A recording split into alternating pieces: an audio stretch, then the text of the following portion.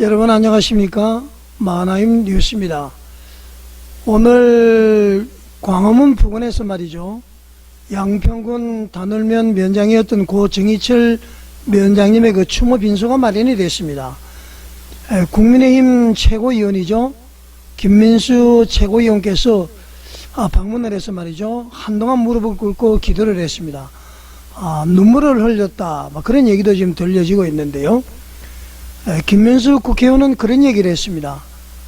정희철 면장의 이 죽음은 스스로 이제 생을 마감한 것이 아니라 살인이다, 정치적 살인이다, 그렇게 이제 강력한 표현을 했습니다. 저는 김민수 의원의 얘기에 동의를 하고 있습니다. 그리고 이제 얼마나 많은 사람들이 죽어야 되겠느냐, 당장 특검을 멈춰라, 그렇게 얘기를 했고요. 그 다음에는 그 특검을 위한 특검을 해야 된다, 그렇게 얘기를 했습니다. 자, 여러분, 김문수 의원의 얘기를 직접 한번 들어보시겠습니다.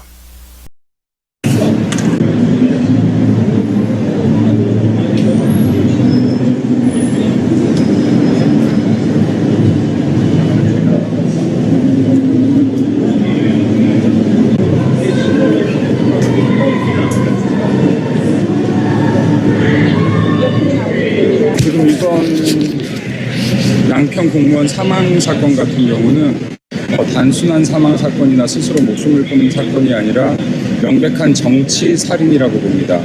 살인 특검이라고 봅니다. 문재인 정권 당시에도 적폐 수사라는 명목으로 900명이 넘는 사람들을 수사했고 200명이 넘는 사람을 구속했고 5명이 목숨을 끊었습니다. 이재명 정권과 민주당에 묻습니다. 이번에는 몇 명의 목숨을 끊어야 이 정치보복 중단하겠습니까? 정치특검 중단하십시오.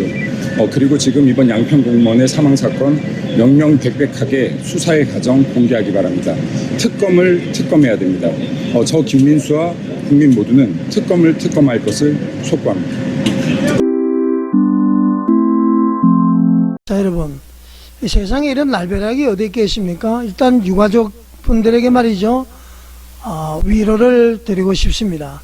그리고 이제 정희철 면장의 이 죽음은 단순한 죽음이 아니라 말이죠, 우리나라의 모든 수사문화, 모든 것을 뒤바꿀 수 있는 그러한 귀한 어떤 그런 그 사건이 되기를 바라겠습니다. 오늘 말이죠, 제가 지금 이 정희철 면장의 얘기를 하는 것은 말이죠, 그 한 공직자의 아주 비극적인 죽음, 그것을 한번 나눠보려고 합니다. 여러분, 아까도 얘기했습니다만은 바로 정희철 양평군 단월 면장이죠. 그분의 절규, 수사를 마치고 집에 와서 메모를 한 것, 결국 유서가 됐습니다만은 유서도 아마 몇 종류가 있는 것 같습니다. 그것도 지금 이 아주 나쁜 세력들은 말이죠, 유족들의 동의 없이 공개했다 그러는데 절대 그렇지가 않고요, 변호사가 유족들의 동의를 받고 다 공개를 한 것입니다. 그 피를 토하는 그런 내용을 적었습니다. 내용은 이렇습니다. 정희철 면장께서 말이죠, 기록을 한 것이, 모른다고, 기억이 안 난다고 말을 해도 계속 다그쳤다. 그것도 말이죠, 아침에 가서 밤 새벽까지 했으니까 말이죠, 사실을 말을 해도 거짓이라고 했다. 너무 힘들고 지친다, 이 세상이 싫다. 지금 그 유서 내용 지금 여러분들 보고 계시죠? 여기 나와 있죠, 그죠? 자, 이런 말을 남기고 정희철 면장께서는 스스로 세상을 떠났습니다. 여러분, 이게 지금 군사 통치 시절도 아니고 말이죠, 고 정희철 위원장의 이 마지막 기록은 바로 여러분 그 특검 조사실에서의 고통의 흔적이었습니다.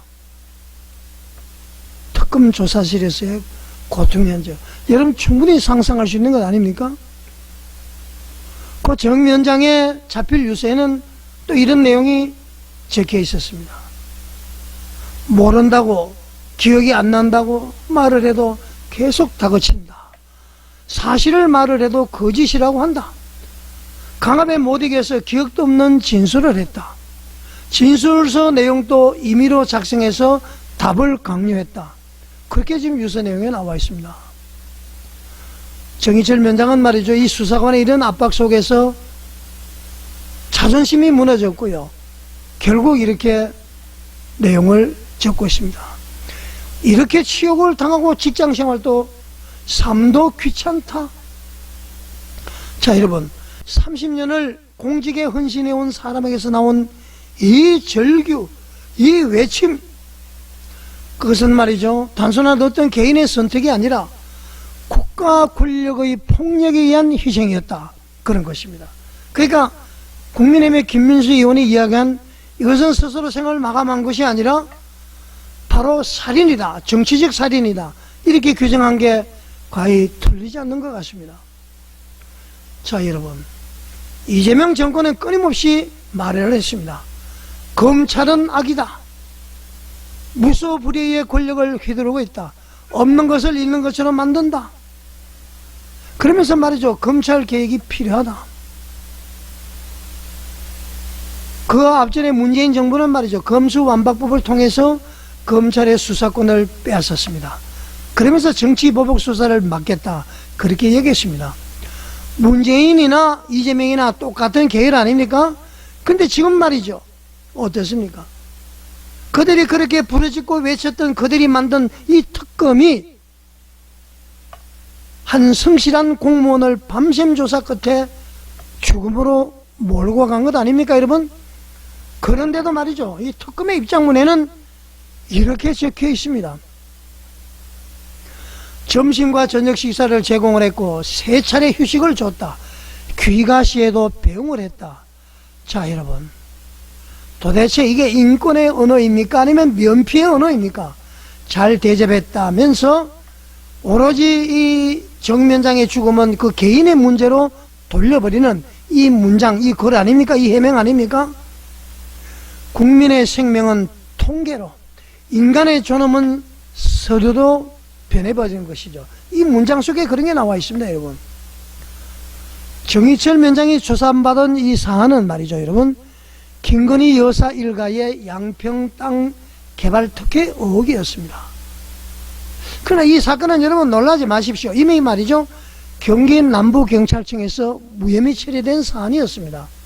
게다가 말이죠, 이 시점이 2011년에서 2016년, 그러니까 박근혜 정부 시절에 있었던 일인데 말이죠, 윤석열 정부나 김건희 여사와는 직접적인 연관이 없는 것 아닙니까, 여러분?